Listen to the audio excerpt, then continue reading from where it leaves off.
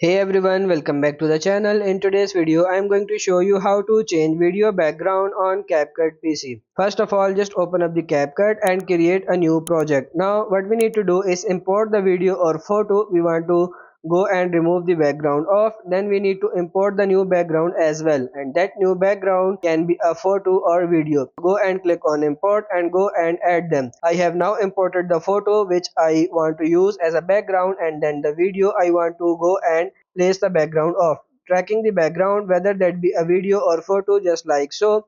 Next, drag in the video or photo you want to go and remove the background of. So in this case, this one is here for me. I will place it on the top of the other video, just like this. I have now go and select the photo or video you want to remove the background.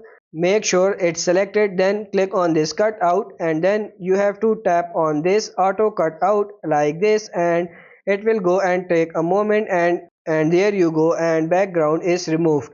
What you can do is you can reposition it as well. So go and click on it in the preview, and you can go and remove it around, and you can go and change the size of it by using these drag points in each corner. It's quite hard to see as they are white, so you can do these things. So that's pretty much it for this video. I hope this video was helpful. If it is, like it and subscribe to the channel. Thank you.